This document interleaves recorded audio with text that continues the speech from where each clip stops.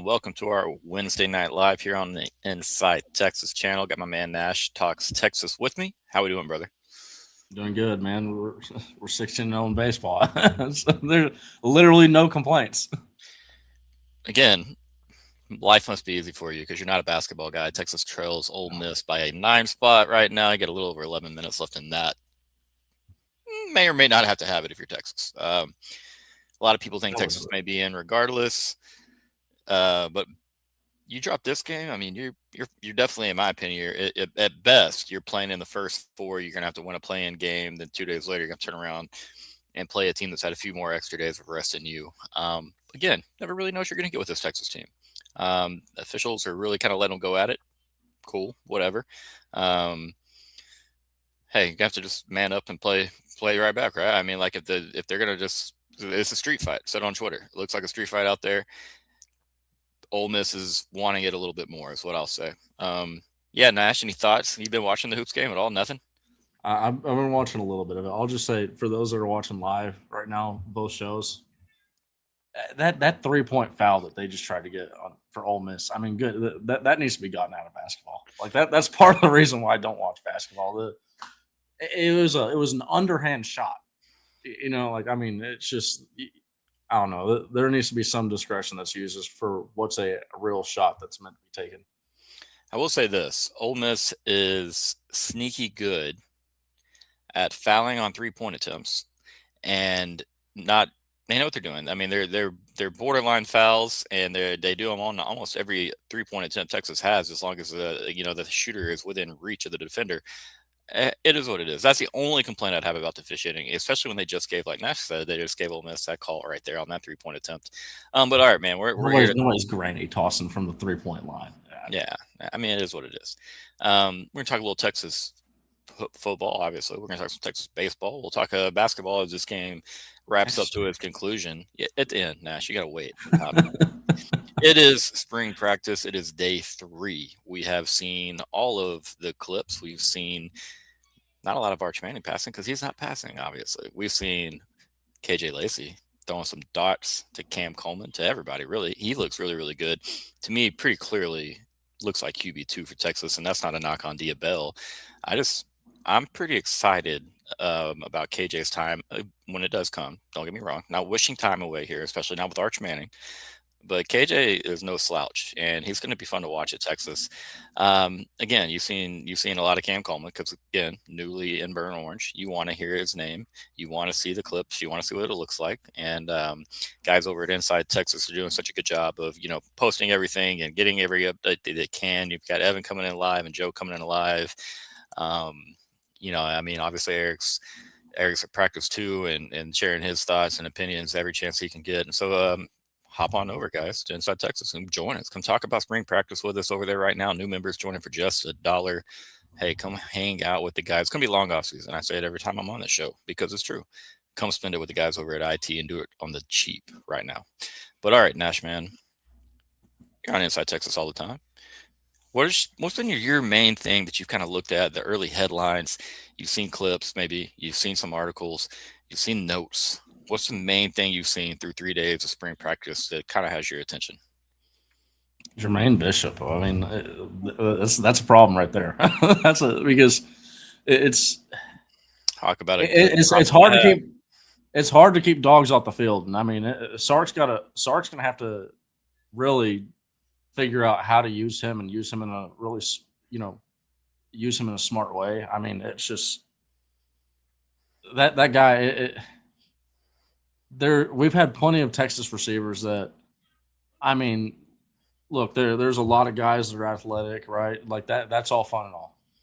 He's athletic and he just has the natural intangibles that you want at a wide receiver. I mean, he looks like, I'll say it as a Texas baseball fan, he's a guy that I would love to have steal from Texas football and put him in center field, judging fly balls. I mean, that honestly, that guy. I mean, in the hand-eye coordination the guy's got, it's insane. He could get up to the plate and possibly. I'm just speculating. I don't know about his baseball tenure, if he's ever played any baseball. Let's see here. Is Michelle coming? There she is. Hey, Michelle. We in the building. Have it in the building, indeed. for 5 seconds. For 5 seconds. She'll be back. Give Michelle just a moment. But yeah, so no, I mean, I didn't mean to cut you off, Nash. Go on with the Jermaine hype. Oh, I was just saying, I mean, all the clips that we've seen, it's just been, I mean, you got the Cam Coleman coming in, and you got all those fun clips that we're seeing from Cam Coleman. And I mean, instantly, we already know what we're going to get from Cam Coleman, because we've seen him do so well like at Auburn. You haven't really seen anything from Jermaine Bishop on the football field, but all the clips that we're seeing, it shows that there's natural intangibles that are there, and he's a fun, athletic guy that, I mean, going to be exciting to watch in the burnt orange.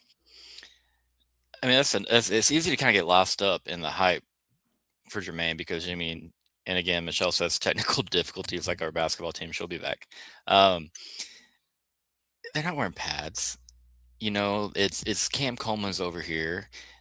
But when Des Bryant's calling you out in day 3, just because of the way that you carry yourself, the way that you do things athletically, I mean, that says a little bit, right? I mean, like, Des knows a thing or two. Shout out Lufkin, Texas. I mean, that guy's, he knows a thing or two about the receiver position. So, yeah, I agree with you, man. That's a guy that it says that his weight was up to 165. And if that's true, I think that's a really good start. Because I definitely don't think he was maybe even 155 coming in. And so, hey, a really, really positive start if that weight is true. Hopefully they keep that going. But yeah, man, the type of player that he is, definitely more of a pure wide receiver, like we talked about, than some of our, he's not a scat back. It's not like he's got a guy that's only going to be able to come out of the backfield and you're going to run him out into the flats or maybe get him up a seam or something like that. He looks like he can do just about damn everything, man. He's going to be able to get downfield in the passing game. He looks like he can, he's smooth enough and has the hips to run the underneath stuff and the quick game stuff really, really well. And then you can put him in the backfield.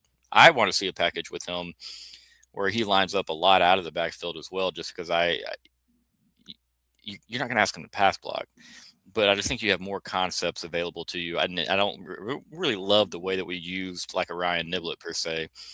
I think a little bit too obvious sometimes when we're going to Niblett and stuff like that. So yeah, again, long ways off from seeing what Sark has cooked up for Jermaine Bishop, but yeah, I mean, a pretty dang fun start to see him get in there the way that he has, and kind of, again, you draw attention from some major guys. All right, Michelle, how we doing now? Are we good? Am I here? Sound great. Thank God. Technical difficulties. It was a wild ride, but we made it. So yeah.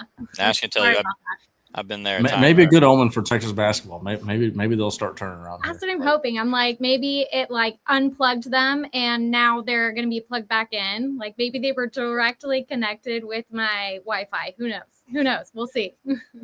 I'm watching on a little bit of a delay, but it looks like we have free throws coming up. So that's a positive. And first positive in a little while. This lead has been growing and growing for the Rebs there. Michelle, just asking Nash, and again, welcome to the show. What is the, you've been on IT, you've seen other clips on Twitter and other platforms, you've seen clips everywhere, you've seen articles everywhere. What's the main thing that's kind of grabbed your attention through the first 3 days of spring practice? It seems like the intensity is just on another level. And I don't know if it has to do with hearing the reports about Coach Boom and Jaluk, and just like, not only are they loud individuals, but it just seems like every detail. I mean, I can see videos that, IT is posting on Instagram and Twitter of them doing individual coaching. Whereas I feel like last year there were lots of videos, but it was just, I don't know, it was just different. It feels like the intensity is on another level. So I'm here for it. I love it. Yeah, I think the sense of urgency for the program is probably like at an all-time high, because you won 10 ball games last year and you still disappointed a lot of people as far as national media, Texas fans, et cetera. Definitely IT readers, they're a little bit of complaining going on some game days over there, and then it makes it more fun to come be a part of. But yeah, I agree. So it feels like everywhere. And I mean, coaching, you can coach. You can coach with a purpose, you can coach with an intensity, and you can coach trying to get everybody else on that same level. And I mean, you're just talking about third practice, you're trying to set the tone, yes. But yeah, I agree. Overall, it feels like the sense of urgency throughout the whole program is at a high. You got to win. I think anything else in another, semifinal, Final Four run, whatever you'd want to call it, or national championship appearance, anything less than that is a failure. And I don't think Sark or anybody else would tell you anything differently. There's just too much talent, roaming around campus right now. I mean, these guys, again, there's not pads on. We'll see, what it all looks like. You can hope everybody stays healthy. Long way to go. So we're going to sit here and be having, hey, what grabbed you from this practice without pads? What grabbed your attention? Talk all year long. At the end, some of us, you have to see it to believe it. And when it comes to the offensive line, Jesus Christ, Melvin Siani is a big, big cat. I didn't realize he was that big. Were y'all a little bit surprised, or did y'all? Man, I was shocked. So I was kind of shocked when they were talking about us getting him. They were like, "This is a definite 2-year player." And in my mind, I was thinking, I'm pretty sure he might be a 1-year guy, just based off of things that I had read on sort of Wake Forest channels. And there were a few scouts that I just follow on Twitter that kind of were talking about him and what he brought to the table. So, I mean, I think his goals internally are to be a one and done player at Texas. Obviously, it's going to take a lot to get there. But, I mean, I think he has the right intangibles, but also the physical profile of somebody who is going to play in the NFL. And like, those are 2 huge keys. So I'm really excited for him. I feel really good about the right side. Like, just hearing Sark say Brandon Baker is going to right guard, I was like, and to see that they actually were having Baker at right guard in practice. I didn't know if they were going to have him still play at right tackle and put Siani at left tackle, since Gooseby is still rehabbing. So I'm really happy that, like, no, Baker is our guard. He is over here. So I feel so good about the right side. And now it's just about, let's figure it out over on the left side. Well, that's the thing is Lawrence Seymour, that waiver, that's a big part of figuring that out. And that's a one starter. You know exactly what you're going to get there. That falls through. Baker maybe doesn't work out. Siani takes a little bit of time to get acclimated to new settings, facing on average better athletes on every Saturday. Well, Texas is in the same boat we're just in. I think it'd still be better than it was, when it's floor at 2025. But like you said, we're close to figuring it out. And again, there's been said a little bit about, Siani struggling a little bit here early on in the spring. I mean, it's day 3 of practice. You know what I mean? Like, everything can change. The light bulb comes on for these guys, and then everything just takes off from there. But yeah, again, and Brandon Baker is going to be better at guard in August than he is right now. Melvin Siani is going to be better at right tackle in August than he is right now. Like, let these coaches work. I know people they're out there that are skeptical about Kyle Flood, and like I understand it, but when it comes to pass blocking, he's done pretty dang well. Connor Robertson, again, when he took over the center spot last year, this pass blocking unit improved very, very bit, like a large amount. Like, people don't understand. He went from the Florida game and all of those hurries to the Oklahoma game. And the games after that were like, you got clean pockets. And so anyways, like, again, we can't wait until midseason to get our best 5 out there. Right. But again, I was just surprised by the size. Like, that is a big, big guy. And so again, Flood, Sark, they've been about big humans. Need to see the big humans be able to move too. Like, just being transparent. We got to be able to see these guys get around, be able to get to the second level in the run game. I saw today there's some clips. Texas working kind of like they're working on getting to the second level in the run game, kind of driving a little more physical at the point of attack, being a little bit stronger there. And that's something, we'd all talked about and wanted a little bit more movement in the run game. We weren't really pushing bodies around and getting up to that next level. And so again, like you said, I'm sure they've done drills like this before. But it's good to see, like you said, the sense of urgency is at a high. Everybody seems a little bit more just overall dialed in. We talked a little bit about KJ Lacey right when we came on. Any early thoughts on, he's not Texas's QB1, but right now he's running with the ones at practice, and in my opinion, looking pretty damn good. I might have to be eating some crow about some of my past comments about him and Diobel, which, I'll be happy to eat that. I'll be happy to go get some crow and go eat it. But what'd you say about KJ and Dio? Well, hold on, I missed something. I know. I don't think I remember. You can't get off the hook that easy. Well, I can't be. Got some tweets we can go find, or what is it? No, I said it on a live show with you. Oh, okay. Yeah. Now you're hurting my feelings. You don't I know got a who short memory, man, especially when it comes to quarterback play. That's the whole name of our game, short memory. No, yeah. I was saying that I think that Diabell's talent, might override what we've seen from I KJ. think Yeah, I can remember that now. I yeah, just yeah. wanted to hear you But say it again. so I mean, and it's nothing against KJ Lacey. It was more of a compliment to how good Diabell is. But man, I mean, look, KJ Lacey. I think the experience that he has in the program that's gonna kind of that's showing itself right now. Uh, and man, Sark's obviously gonna go with who he trusts a lot. And I mean, there might be a difference in the level of arm talent from KJ Lacey to Diabell, but I mean, as we've seen in the clips that we've seen on Twitter, KJ Lacey's got plenty of arm talent to get the job done. So I mean, I think that I'm really pumped to see what we're gonna have from KJ Lacey now. I mean, when we get into actual like pad scrimmages, and I don't think we're ever gonna, because part of what makes KJ Lacey special, if people remember his like highlights from high school, I mean, he's being sacked and he's throwing the ball levitating off the ground and getting the ball 30 yards downfield accurately. So you're never going to see that stuff in practice, right? Like that. If it ever gets to that point, Steve Sarkisian is going to be chewing somebody's butt out about you don't touch my quarterbacks like that in practice. Like what are we doing here, right? But I think that he does have a little bit of that dog in him, where he's just a natural athlete. I haven't talked to KJ in a while, but I'll say this: it's been 3-4 months. That dude works. Like everything he does. I mean, he's a stand-up dude. Like he's about his business. I mean, long story short, he's about his business. And so with everybody naturally, you've got Arch Manning, and then you've got another Gatorade player there. You got Diabell coming in, and you're kind of that in-between guy.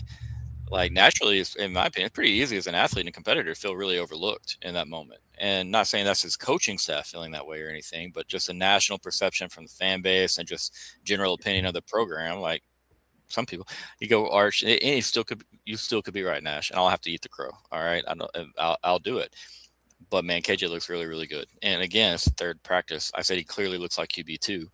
Diabell is going to be a better QB2, QB3 than he's going to be right now, come August. So a lot of confidence in that quarterback room right now. Sark has really built something special, in my opinion.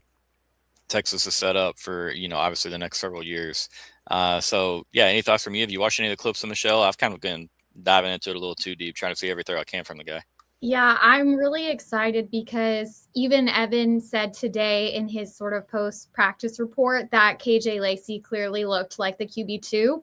And I mean, y'all remember last year, it was a little uncertain of who our QB2 was going to be. Is it going to be Matthew Caldwell? Is it going to be Trey Owens? Is it going to be KJ Lacey? It was kind of an open competition. And I suppose it is right now too. But the fact that we're only at practice 2, and it's very obvious that KJ has command with the ones, he's comfortable in what he's doing. Even though Dia is obviously showing off his arm talent as well, it just makes me feel really secure knowing that we've already pretty much got established like what the quarterback hierarchy is, because that was not the case last year. And it was kind of a surprise when then all of a sudden, okay, Matthew Caldwell is QB2. And then eventually KJ Lacey, became QB3. And that was not what was anticipated going into spring camp. Maybe, behind closed doors, but at least publicly, Right. we were all not anticipating that. So it makes me feel really good just knowing we have a lot of confidence in who our QB2 is already.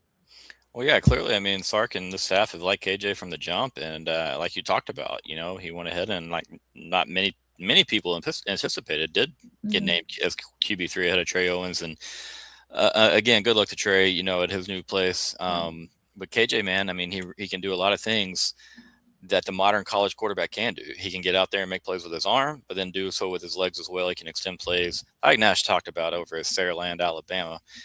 He was having to make some crazy plays under some pretty big duress at times. And so excited to see what KJ is ready for as he continues to get to work and Arch's stead with the ones while Arch continues to get healthy. Again, It's funny how a clip of Arch Manning and Cam Coleman can get as much traction as it got with them just essentially walking down the sideline together at the game. Arch Manning with the visor got so much. Fact, Okay, yeah. the two, I mean, look, I'm one for love and swag, but like it's like, come on now, the arch glazing got a little crazy. it was insane. It was the Donna Kelsey home renovation TMZ story followed by Arch Manning visor story. I'm like, guys, what are we doing here? Like, are these really the biggest things we need to be reporting on? Y'all know that Donna Kelsey was on the latest season of Traders. It was awesome, by the way. Y'all should go watch. And with that, we'll go to our first ad break of the night. We're going to hear from Luxe Kitchen and Bath real quick, guys. Are you ready to love your kitchen and bathroom again? Luxe Kitchen and Bath will bring that to life. Luxe has been offering high-end kitchen and bathroom remodels for 3 generations throughout the greater Austin area. With 5-star review after 5-star review on Google and Facebook and an A+ rating from the Better Business Bureau, you can put your faith in Luxe Kitchen and Bath's award-winning designers and skilled craftspeople to bring your dream vision to life. But that's not all. Luxe's all-star team also provides full home remodels, large additions, and even commercial build-outs as well. So call Luxe Kitchen and Bath at 833-358-LUXE today, or visit luxekitchenbath.com to discover where quality meets luxury and begin the process of transforming your home. Get your free quote today by calling 833-358-LUXE. That's LUXE, or by visiting luxekitchenbath.com. Contact info is in the description. Alrighty, guys. For those that are with us and not Texas Hoops, Texas trails by 9. Got a little under 5 minutes left. A lot of work to be done. I don't know. Still a real physical game, and they're just out physicaling us, man. As simple as that. Anyway, so getting off of KJ, again, he's QB1 while Arch Hills. That's clear. He looks pretty good. That's great. Anything else? Anything else from the offensive side of the ball? I talked a little bit about the quarterbacks. Seen any clips of the running backs? Any thoughts on how they? I mean, I would say they move a lot differently than a couple of guys in the backfield that we had last year. Just the overall size of the running backs. I mean, these are. I'm not. See, this might be glazing a little bit too much, but like it looks like NFL size in the running back room. Like it looks like what you would expect from a Division I football team. I mean, it's you know me. I'm a big James Simon truther. When James Simon is your running back 3 or 4, I mean, you're in pretty good shape right now. It's I love seeing the additions of that we got out of the portal. NFL speed's the first thing I would say. That's the big thing that really just jumps out, the acceleration, the burst. And again, like, shout out to Coach Jabbar Jalouk, the way that he is coaching those guys. I thought Texas needed, and I tweeted this today, Texas basketball is down 3. Oh my God, what happened? I looked over and sorry if I keep looking this way. Good things are happening. But Coach Choice, when he left Texas, I felt like we just lost a little bit of the passion, the fire, the juice on the sidelines that, in my opinion, is very, very important for any team to have. And almost everybody has one of those coaches. Just a guy being a guy with, the players, and it's always like a player's coach, you know what I mean? And so I like to see the energy that Coach Jabbar has. And again, you're going to find that in a ton of running backs, Coach. And and it's not a knock on Chad Scott or anything like that. That's my type of guy. I like to see it so far. But man, Raleek has some crazy burst and acceleration, the way that he can get upfield.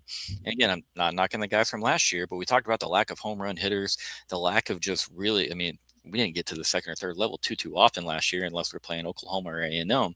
But it feels good to say that, and we've been saying that for like 2 years now. So I'm miss Trey Weissner in a rivalry game. I'm gonna miss it so much, man. You want to talk about a rivalry killer? We get one trade back. We get Trey for Texas OU, and then we send him back. I'd take it. I'd take it. Right. Rivalry day Trey, man. Yeah.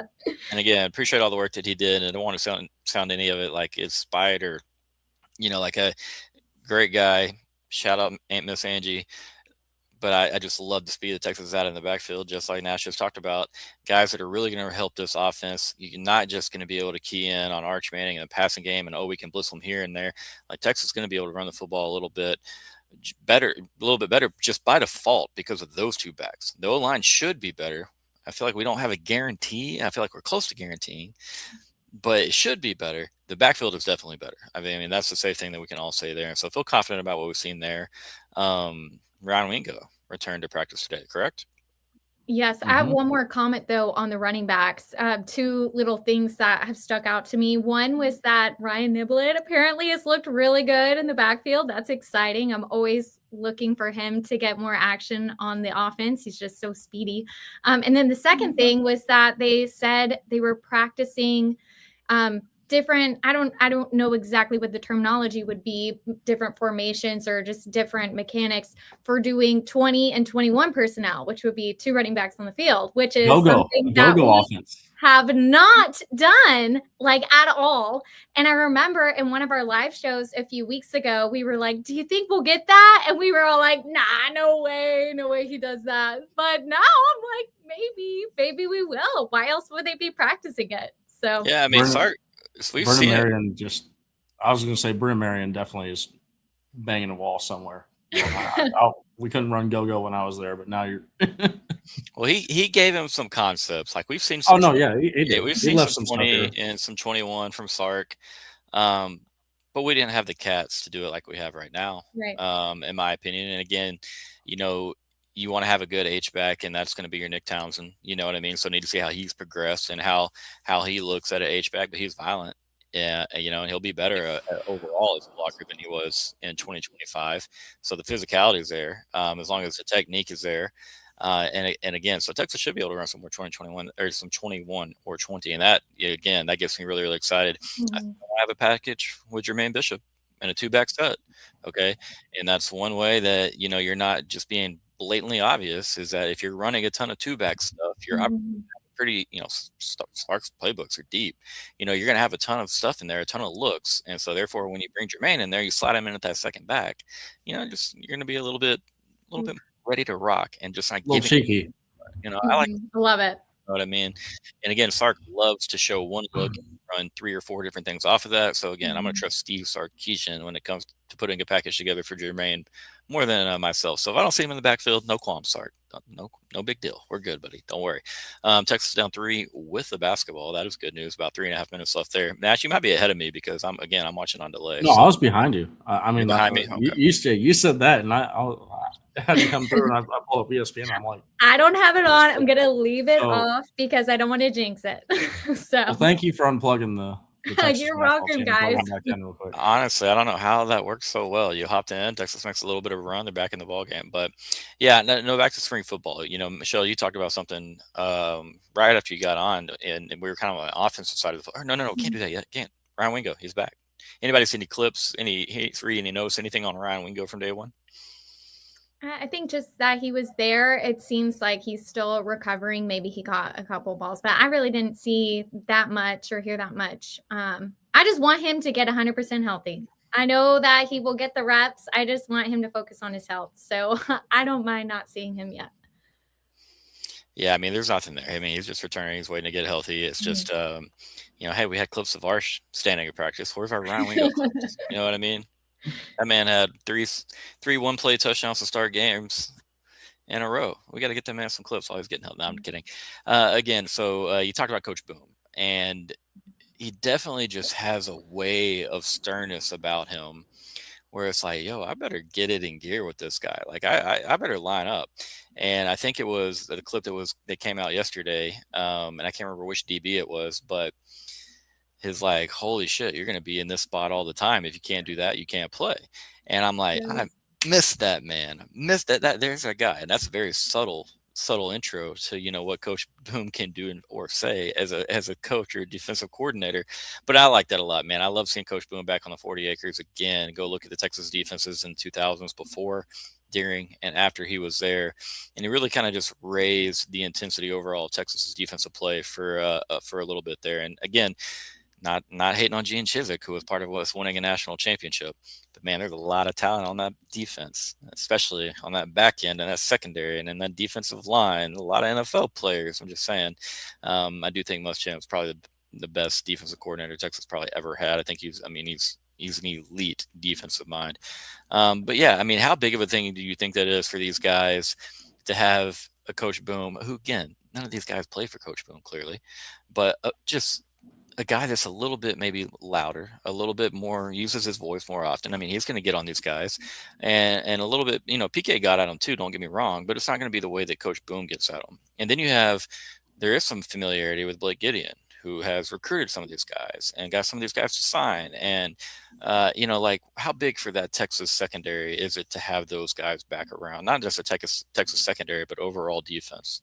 I think specifically speaking on the clip that you were talking about, where he's saying, "Hey, man, if you can't do that, you're just not going to play, right? Like, Right. You have to be able to do it." And to some people, that clip might have come off as a little harsh, but what it is real, and I think getting that, because, and that's also some of the stuff that we heard in the media. Once the media leaves the field, it's the message probably gets a lot more real from Muschamp. And I think that as much as a lot of people would, and the reason why you won't ever hear it to the full extent when the media is out there is because a lot of people won't understand. They won't fully understand it. Right. I think that the players, they appreciate that the most, because there's no BS in what's being said. It's either, and then also it's moments like that make the praise that much better. Right. Because you're like, okay, I'm really doing something right now. But I love to, see the intensity. Like you hear Hero Kanu, I forget how to pronounce it, but you hear him, he's talking about, it's, you can definitely, like, reading in between the lines, he's sitting there saying, I mean, this is a guy that's a lot more aggressive than what you get out of PK. And not to say that PK is not getting on the guys, but it's different. Just Muschamp, it's a different level. I mean, it goes back to probably one of the most famous Texas clips that ever gets posted, where Muschamp, he's banging on the whiteboard. You're just yelling, "Do your job!" Right? I mean, this is a legit psychopath on the sideline in the best way possible. It's my kind of guy. I need that psychopathic kind of guy as a defensive Blood coordinator. dripping down his face. Yeah, give it to me. What you got, Michelle? Yeah, I also think a really underrated aspect of Will Muschamp is his personal connection with the players. Hero Kanu, he commented on, his aggressiveness, but he also said, we're like this. It's like they build that personal bond so that when he gives really constructive and bluntly honest feedback, like, you're not going to play if you do that, the players know it's coming from a genuine place of, I know this man really cares deeply about me and he has my best interests at heart. Because sometimes the feedback is like, oh, you can't coach players hard. Well, you can coach them hard if you have a genuine relationship with them and they know they can trust you and they know that the feedback isn't coming from a place of, like, trying to embarrass them or humiliate them. And so I think that's also a really huge key and asset to Will Muschamp that maybe doesn't get talked about, but because, like, punching the whiteboard is more fun to talk about. But I think that's also a really underrated key. And something I also kind of, when I think about the NFL versus college level, I think in the NFL, more cerebral coaches who are a little quieter, they can get away with being that way because you're in the NFL. You don't necessarily need somebody yelling at you, motivating you, things like that. But in the college level, you actually kind of still do, because even though some of these guys are NFL talent and self-motivated, a lot of them need kind of that extra push, and they're still maturing and developing in that way. And so that's why I think really in the collegiate level, especially, like, having that huge motivator, high energy guy is good. You obviously don't want to be forcing it or inauthentic about it, but that's why, like, when you can get a rare cat like a Jabbar Jalouk or Coach Boom, who have sort of the best, where they're obviously very smart at their craft but also super highly motivating, it's like magic in the college field. Yeah, I mean, I think that's something, just as you were saying it, kind of like, I feel like in the NFL, it's like more that they motivate each other. As far, again, coaches are going to motivate these guys, but they're right. Coaching. Players are really the ones that you'll see really kind of getting onto each other, and occasionally you'll see. I might have seen our guy that we mentioned earlier, Des Bryant. Maybe he blew up on a coach or two every now and then. And guys like Randy Moss. Why is it always the wide receivers? It's like when Colin Johnson, I remember Colin Johnson said he was in an interview and they asked him what's the biggest difference between college and the NFL. And he was like, in the NFL, you get drafted, they hand you a tablet and they say, here, show up in a few months and you better know everything in this tablet. Right. Like there's no one sitting there making sure you're holding you accountable. You have to hold yourself accountable. In college, they're showing up to class. They're making sure that you're in your classes. Everything that you do, there's an eye on you every step of the way. There's not an hour in the day that you don't have eyes on you. Versus, it's just a different level of accountability. But yeah, I think that was perfectly said. Yeah, absolutely. Hey, there you are. Always here. What's up, Mr. Chris Bennett? Pathetic. I mean, hey, man, Ole Miss has only lost 12 of their last 13. I'm not going to call it pathetic, but this is an absolutely bad and terrible loss. That again, you're putting yourself in a bad spot, down 10, 1 minute left. Ole Miss just got a board, so they're going to be able to run half the. It's over.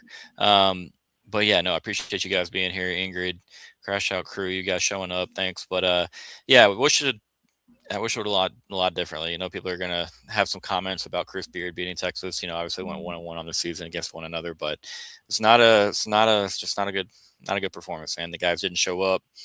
Officiating was, again, they really let them go at it. And Ole Miss was the more physical team. Not Dayton, man. Anywhere, don't give me Dayton.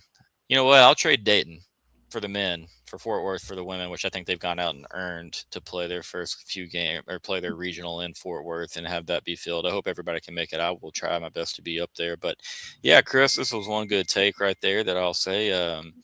Probably the best clip of the day, man. Colin Simmons just kind of updating some folks, and I won't spoil it, but updating some folks on why, he did one of the reasons why he chose Texas. And everybody likes to talk about NIL and how it's terrible for the kids. And like, trust me, man, there needs to be there needs to be a grip on it. Like, I get it, probably in several different areas. But man, if you're against these kids bettering, their lives and then their families' lives and being able to go out and do things, like Colin's kind of talking about, man, like that's just, can't be on that NIL hating train. Like, I get it. Like, there needs to be some type of regulation on it. But stuff like that, helps make things like Colin's story possible. Y'all go check that out. It's all over social media platforms. Just check Colin's name. Should have had it ready to play on the show tonight. That's all. And I think most people's issue with NIL is separate from the player getting money. Like, it sounds silly to say that, but I think most of it is to do with agents, and then also now they got rid of the spring window, which I think is helping. Like, you're actually able to see some spring football get played now, but it's just that there's too much of recruiting going on off of each other's rosters, and that's where the guardrails need to happen. I don't think people are actually upset that the guys are getting paid. That's fair. You have some. There's some out there. There are some boomers. Yeah, but those are the education. They're getting the education, Nash. Damn it, they're getting that education. Let's just call it what it is. Those people are probably getting senior citizen checks too. So, well, like I said, it's a crowd. But again, everybody's going to have different opinions on every topic in the world, and then we're all going to fight about it on social media. That's what we do, okay? But hey, let's hear from our second sponsor of the night, Mr. David McClellan, and we'll be right back. Big financial decisions don't have to feel overwhelming. There's someone who can guide you every step of the way. David McClellan is a fiduciary financial advisor with Forum Financial, and he's working closely with his clients as a true financial life coach, guiding every aspect of your financial journey with expertise and care. If his name sounds familiar, that's because David was a swimmer at Texas and a member of several national championship teams. Today, he channels that same championship mindset into helping people win with their finances. David specializes in financial planning, and he's contributed numerous articles to Kiplinger on the topic of retirement tax bombs. And right now, David is offering viewers a free intro consultation to assess your financial situation. Do not miss this chance to get personalized guidance from a trusted expert. To schedule your free consult, email David at dmcclellan@forumfinancial.com, or you can call him directly at 312-933-8823. The contact info is in the description. Alrighty, guys. Texas drops the SEC tournament opener to Ole Miss 76-66. Playing game is likely. So probably be one of the 11 seeds playing the other play-in to get into the official 11 seed. God, what a weird tournament it's gotten to be. And then you'll eventually see a 6 seed there. That's maybe not. I know they do some play-in games for like a 10 seed too, maybe too. So I don't know. It stinks. Just didn't show up at the right time. You should have got that Oklahoma game. And you probably lock up not being one of the first 4 in. Again, is what it is. We'll see what the boys do in the NCAA tournament. Women's tournament starting up soon. But Texas baseball, they look okay. They look all right. They're going out there and they're handling their business. Took the trip down south of down south of 35 last night to the old very hostile San Marcos. When it comes to Texas baseball, at least, very hostile San Marcos. I felt good about it because of the way that the game went last year, and Texas and Sloss. The attention would be high. They'd give the old Bobcats all of their respect. You know what I mean? So, what were your thoughts, Nash? I mean, you had to really, really enjoy Casey Borgeson and a couple of baseballs to the moon, and a couple of I don't know, maybe students in the student section going home a little early. I mean, a 477-foot bomb. My jaw literally when they dropped, because you knew it was a no doubter when you see the center fielder and the left fielder go, they turn around. Yeah, I'm not gonna even give it a thought of chasing that thing. And then you see the graphic posted 477 feet. My jaw literally dropped. I think one of the things that I like the most about this Texas team is, and we're gonna really, we'll see it this weekend if they continue to go out there, but they don't really focus on the opponent. They just go out there and they play consistent baseball. They're very consistent with how they do things, and I think that nothing else speaks to that. Like we tied a program history record, first time since 1940 to score 10 runs in a game 6 times in a row. So if we do that one more time, it'll be the first time that Texas has ever done that 7 times in a row. We're sitting at 16-0, which is tied with the 2005 national championship team start. Going 17-0, the last time that we did that was 1974. We're in times that rival some of the best baseball we've seen, and we're obviously going into a really, really stacked conference. Oklahoma, they're a top 10 team. A&M, in my opinion, top 10 team. We're going to be going on the road to Auburn. That's another top 10 team. These are legit tests that are coming, and we're going to have to go face. But my confidence in this Texas baseball team to actually go out there and handle business, I have so much confidence. The pitching is outstanding.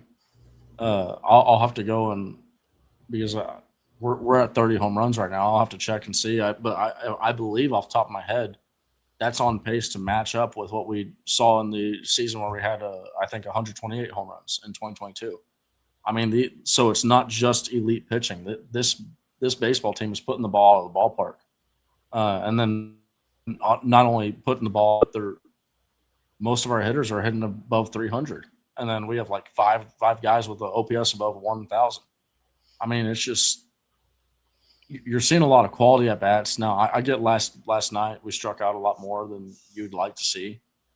But in my opinion, when you can strike out 16 times when you're hanging 15 on the team. You can. To some point, you're gonna dial it in. But again, it's not like Texas has done that all season. You know what I mean? Like that seemed to be a little bit of an outlier type performance as far as that specific, the case that they hit 1 through 9, and that's huge at the college level, man. Did Nash freeze on us? No. Nope, there you are. Man, you were locked in. We both blacked out on my screen. Oh, shoot. Okay, dude, you were locked in there. Yeah, and again, and like you said though early, like it's the arms, man. It's the juice that Ruger is added to the fastball. To me, I think he has 3 strikeout pitches. You have, and again, good luck making. To me, it's kind of like a cut slider. I think he officially calls it a cutter, but there's so much experience with your Saturday guy, and you turn around, and you have Dylan, who's year experience and ready for that Sunday start. I mean, dude, you're not even talking about the bullpen. You're not even talking about it. They're so deep everywhere, man, everywhere. And I mean, Jonah's still a little bit banged up. And like, what does it look like when he comes back? Well, the guys in the outfield are going to make it really difficult on him to get time right now. Yeah, we got 5 outfilders right now. Yeah, I mean, look at how they're hitting the baseball. Everyone, they're getting their opportunity, and they're like, okay, bet, I got you.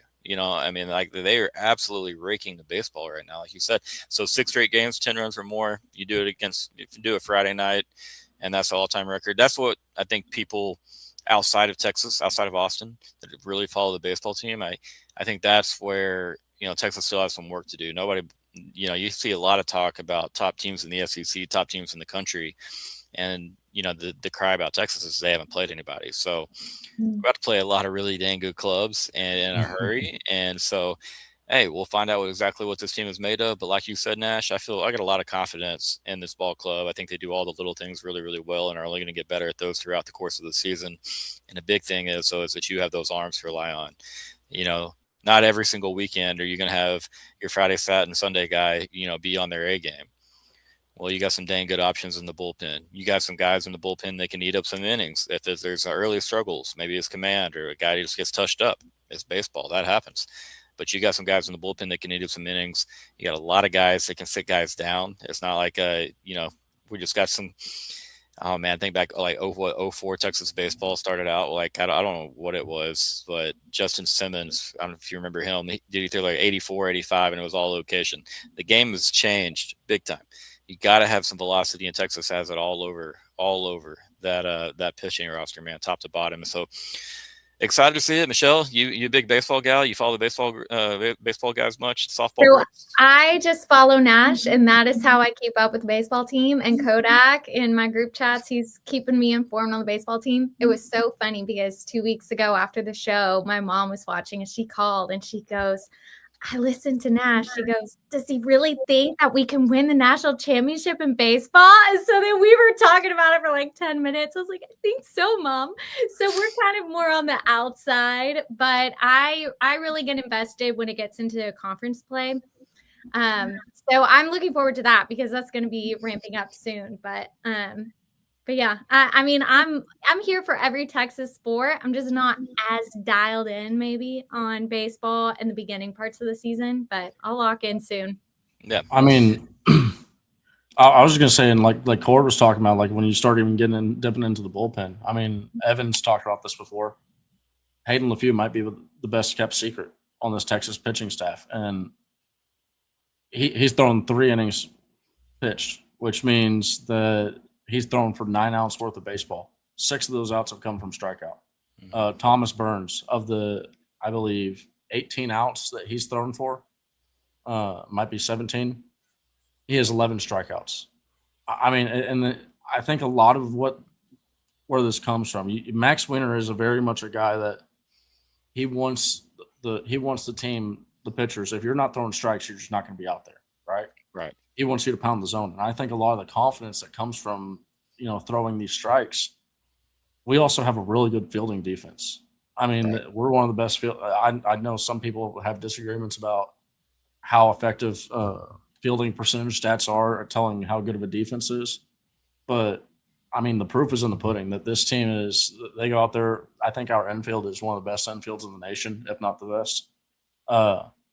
Yeah, Ruger should definitely be getting more attention. I mean, I was just on I just did a show with Jack DeLongshaw, and I mean, in his opinion, and this is where I was saying, like, does this have, like, we should be asking, is Ruger the best pitcher in the nation? He believes so, and he's a guy that knows a lot of ball. He spends a lot of time, looking at some other pitchers. I mean, just what he's done so far, 42 strikeouts to 3 base on balls is just.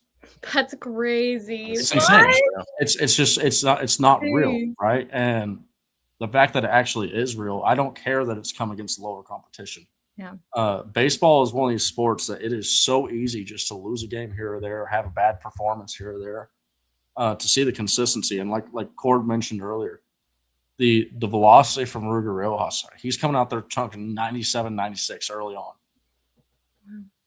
He's in his 60 to 70th pitch, he's throwing 95, 96. Right.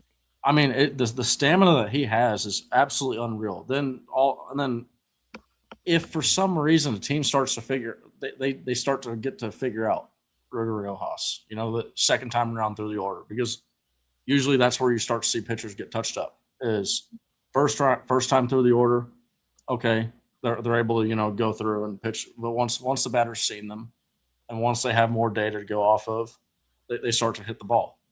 Well, Ruger Rojas, he's got 8 different pitches where he just starts to change up his arm slot.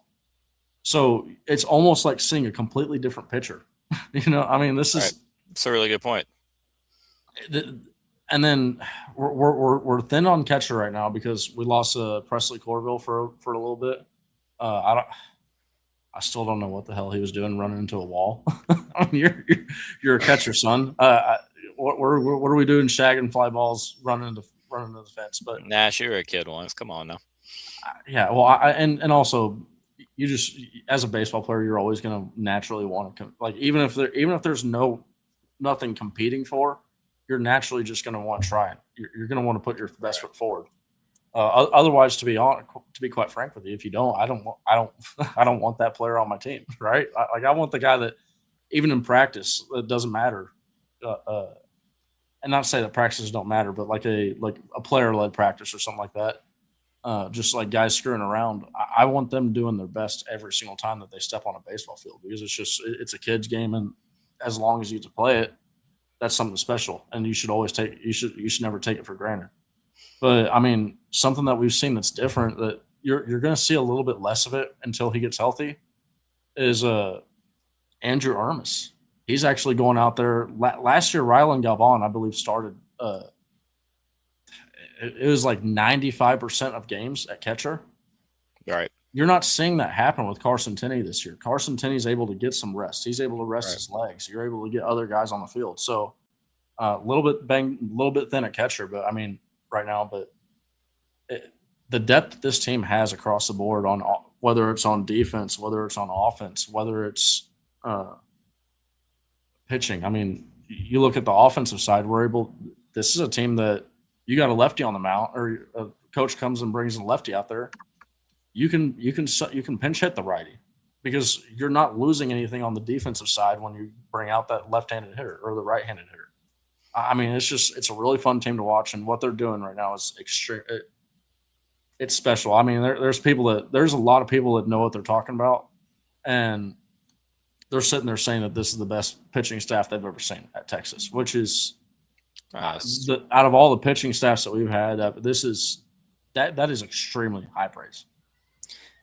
Pitching can take you a long dang ways, man. And then, like you're saying, it seems not just with pitching, hitting as well. When you have everybody raking, Schloss is able to play matchups.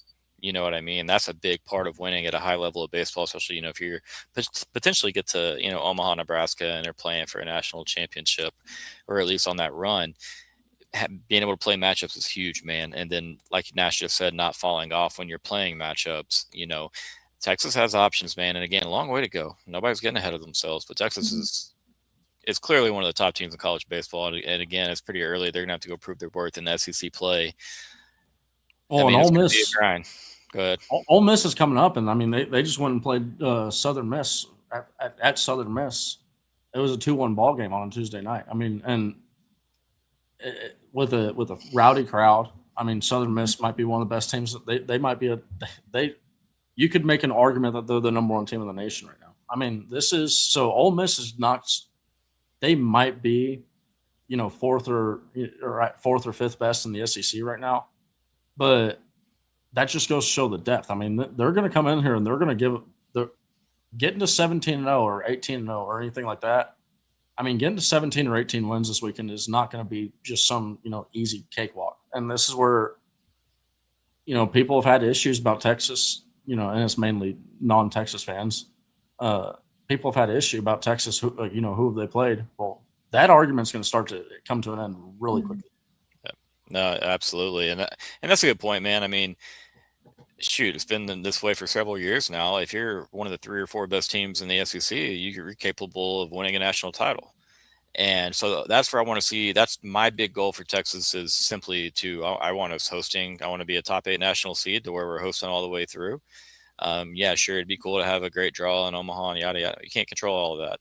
Control what we can control. Go win enough baseball games so we're playing at the Dish in a regional and then a potential super regional before getting to Omaha. If Texas doesn't win the conference, like, hey, it's a damn good conference. There's a lot of depth in that conference. Like Nash just said, you have multiple top 10 teams. You could have a couple others. They're going to beat each other up a little bit. I just want Texas to do enough to, hey, stay as a top 8 national seed.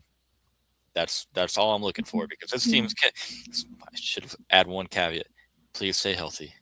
Please stay healthy. Got to stay healthy. Well, I feel like last year that was kind of what was our demise, was we just didn't have the depth and we just kept getting hit with so many injuries. And so by the end of the season, once we got, after SEC, we won the SEC, but then moving on, we just ran out of gas, and couldn't finish the season. So I kind of have the unpopular opinion that I think that winning SEC championships, it's fun, but to me, even for the girls basketball team, I'm like, that's cool. I want to beat South Carolina in the tournament, in March Madness. And I feel similarly with our baseball team. It was really cool. I think it cemented that, Texas baseball belongs, that, Coach Slosh was the guy winning it last year. But this year, I'm like, honestly, that's for the birds.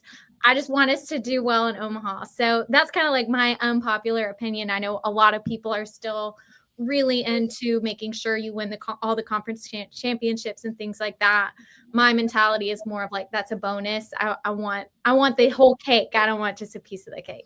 You want to peak at the right time. Like you're saying, you want to peak at the right time when you'll be playing your best ball. Once you get to, your conference championships or tournaments, and then you get into whatever tournament, whatever sport it is, it looks like Texas women are playing some of the best basketball they could be playing right now. Sure. They are definitely peaking right now. It's awesome. They scared us several times throughout conference play against teams that, didn't really appear they should be hanging with them. Vanderbilt game was really rough. In Nashville, you had the weird little two game stretch where you had to go to Baton Rouge and then go to Columbia, South Carolina, and a really tough. I think that was 2 games in 3 or 4 days. A tough little stretch, and so hey, they're not immune to getting beat. Like, it's college basketball, but man, they look really, really good right now. Again, I think they deserve to get the Fort Worth draw. I do think that there's going to be a good chance at those ladies getting to another Final Four. But hey, we know they can do that, right? Take that next step, kick that door down, get across that finish line. Vic Schaefer deserves this. These ladies deserve this. I would say this: the KD and Madison Booker, the connection there. Like, KD's my favorite athlete of all time, even though he did technically ruin the NBA for me, because I was a Thunder fan. Now I'm not. I'm not going to root for a team in Oklahoma City that doesn't have Kevin Durant on it. So but I'm definitely not going to go root for him when he plays for Golden State and then Brooklyn. Like, what is it? Anyways, so he ruined it for me. Love you, KD. But Madison Booker and KD, that's just so cool for me. I love that. I think, again, Roy Harmon, they seem to have all the pieces. And again, they're going to have the bench do it. And you have Aaliyah Crump coming in. You have Jordan Lee. You have Bree Cunningham, who they have all contributed in that win. And that's what you're going to have to see Texas have against those big teams. If you're going to beat a South Carolina or a UConn, UConn's going to be tough. It's going to be a tough matchup. Very, very big. But again, long ways to go. I got some PTSD watching Texas and UConn women play in the NCAA tournament. But Nash, I know you like women's basketball, man. You can get in there at any point, but they got a shot. There's some dogs, man. Totally. They're and I think that Madison Booker is just a match made in heaven. One, she's wearing the 35, right? Already. Yes. But she's just I remember, I forget which game it was that I was at. Kentucky. That I got to watch her. Well, it was either Kentucky or Georgia, the one that I'm talking. But okay.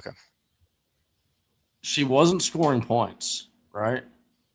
But this might have been the Kentucky game. She wasn't scoring points, but you could tell she was easily being the player of the game. She was just dishing the ball out to the getting the assists, getting the rebounds. Even when she's not directly putting the points on the board, she's still a player that you just absolutely cannot have. You can't go without her being there, right? She is just such a special athlete and a special talent for this basketball team. And I I kind of want to say like the team is going to go as she goes, but at the same time, like this is not like an AJ Abrams reference where AJ Abrams has one bad day and then Texas basketball loses, right? One, I haven't seen Madison Booker really have a bad day, but two, I just The way you just slandered DJ Augustine and Damian James, and I'm talking about after they left. When I'm talking about after, because there was the 1 year with AJ. Just trust me. We had to have Neil Maverick in my blood, and AJ Abrams was. I remember towards the end. I think it was like 2008, the year that I'm talking about, where you needed him to be tossing up some 3-pointers and hitting him. Otherwise, probably 09. 08 was an Elite Eight run. We lost to Memphis, Chris Douglas Roberts, Derrick Rose, those guys. Yep. But that team was dang good. That was DJ and. No, I might have been thinking 09 then, because I remember we lost to Arizona State. We lost to Arizona State, and it was just one of these deals where.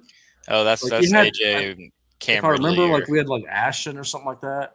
I forget, that might have been the last name. I'm trying to have some. I know who you're talking about, man, and I can't believe I can't think of his name off the bat. It's number 21. I swear to God. But anyways, yeah. No, I get what you're saying, man, and that's the thing about scores. Like, you have to learn that.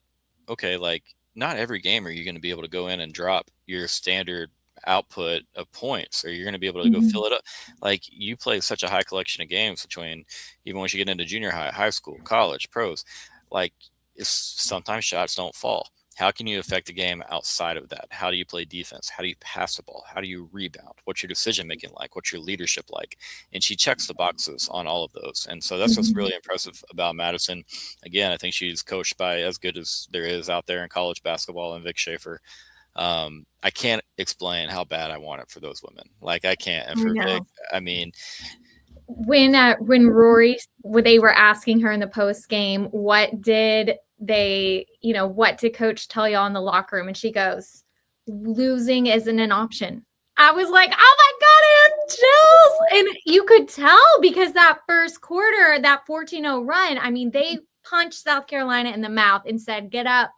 And they didn't get up. And it was like, I had chills because I feel like Coach Vic just really does it the right way and really just pours so much into these girls, and they work so hard, and all of them have such great stories, and just to see it coming together for them. I mean, I'm just like, my fingers are so crossed for them, because I mean, I think even though they're going to have to face some really great other teams too, but there's something about this team, man, that it's like they just don't quit. Well, and Coach Vic, he got a lot of flack for his comments after that game when he was, don't remember exactly what he said, but he was basically calling out their mental toughness. But I just feel like, man, these girls, they have really turned it on since then. And even though he sort of retracted this statement, I feel like they still stood up to the challenge. And that's the thing and people got on Vic about that. Like, that's what it is. It is him daring his team to be like, you are the most wrong person on the planet right now. That's what it is. And these are the type of girls where we should have known, like, hey, it's tourney time. They're going to get hot right here in this moment. And Chris, yes, you are correct. We did. Y'all can fact check me on it now. It's a long time ago, but yeah, we did beat Arizona State on a buzzer beater by Cameron Lee. If I'm not wrong, we lost in the round of 32 to Duke. I think that I want to say it was Duke. And I will never forget, like, Duke gets every call all the time, of course, in basketball, and just being furious with the last like 5 minutes of that game and how it was called. Anyways, Duke was always pretty good. Who did they have? Nolan Smith, I think, was Duke's guy that helped take Texas down on that one. But yeah, anyways, I agree with you. Just the way that they punched South Carolina in the mouth, the way that they came out in that game. And again, South Carolina's played in that game so many times. It's like I'm the skeptical side of me is like, hey, they came out flat. You know what I mean? They made it a little easier on us, but I mean, Texas took it to them. And again, they made a lot of shots. This team, it's the game of putting the ball in the basket, and they shoot the ball a lot better than any Texas team has under Vic Schaefer. Again, shout out to Jordan Lee and Elia Crump and girls. again, you got Maddie in the short game. Rory's good at finding her shot in that same range. But Booker, even of late, has been able to extend, behind the 3-point line and knock shots down. So if they continue to hit shots from the arc, they're going to be really, really hard to eat. Really, really hard to beat because they really do a good job of settling in on the defensive end. If you notice a trend there through conference play, they gave up several games in a row. They gave up the most points they gave up in a quarter in the first quarter. And then after that, they lock in. And a big thing is the way that they play. They're very physical and they do not quit. They make you earn every single inch on offense. That wears teams down. And so Texas is big. They got some long bodies. They play really hard defense. And so, yeah, I think we're in a really, really good spot going forward. But, guys, Chris, go ahead, Nash. I was going to say to what Michelle said, I mean, that kind of goes to the conversation we had about Will Muschamp earlier. And this was something that was really nice to see. Like, I think it was the press conference. I think that was the Vanderbilt game, and I think it was the press conference after the Vanderbilt game. And where Vic Schaefer, I don't know if he was really walking back his comments, but he was more or less just providing some context saying, hey, I'm holding these ladies accountable because these are the types of things that, and then this is what people forget about, that team sports, it's about coaching them for what later on in life. Like, that's what the great coaches do. They're trying to coach these people to be great humans outside of the sport. And these are lessons that they're going to take with them and they're going to learn, and they're going to be absolute all-stars when they get to, the real world, like the rest of us. Because not everybody gets to play the kids game forever. But yeah. It was really nice to watch when he was saying, he was talking about, the accountability, right? Like he knows that he can hold them accountable. Mm-hmm. It was just, you see the girls, they're just sitting there, they're just shaking their head. They're like, yes, this is our guy, right? He may be getting on to us. He may be saying some of the harshest stuff that, sometimes the message you need to hear isn't the one that you want to hear, right? Mm-hmm. And you look at last year, the team they've made to the Final Four. I got to talk to a Texas basketball player. I mean, they want to. It has been their goal since day one to go out, ever since they lost that semifinal game, to go out there and win a national championship, because they know that this is a really good team. They know this team is loaded. This is probably as good a shot they're ever going to have. Yep. I mean, it has clearly been a goal, and I think that you're starting to see that motivation come through with the play that they've had lately getting hot. Amen. They're just well coached. They're just such a likable bunch, man. And I think you see so many people relate to them. You see the way that the Moody Center shows up and reacts every time that they have a home game. And I mean, again, Vic Schaefer he's earned that right with this fan base. He's really implored us to support them. He's implored this team to give him effort and to trust him. And I mean, they clearly have it working together. Again, you see the number one recruiting class in the country, and it is a dang good class filled with some more shooting coming to Austin, Texas Moody Center.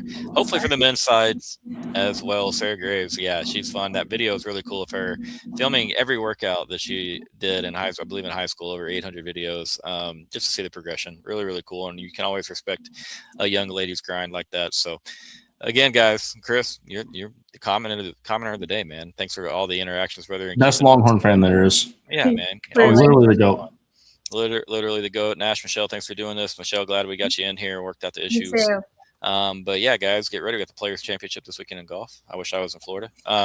You've got Texas. You got Texas spring practice going on. So come to Inside Texas, get all your spring reports. Pads are coming on. Almost go time. It's real soon. So it'll be soon. You'll see what they look like, what they move like. What does Jermaine Bishop look like? What does Cam Coleman look like? What does the secondary look like? There's all types of things to look forward to and appreciate, about the content you're getting over at Inside Texas and about what work that they're doing on Austin on the football fields. And then not just football. We just talked about baseball. They got Ole Miss coming to town this weekend. Go support if you can. We'll see how the Horns get as far as a draw in basketball. We'll see what happens. That was a tough loss tonight to Chris Beard's Ole Miss Rebels. Hate to see it happen. But, hey, guys, thanks for watching Inside Texas. We'll see y'all soon. Have a great night.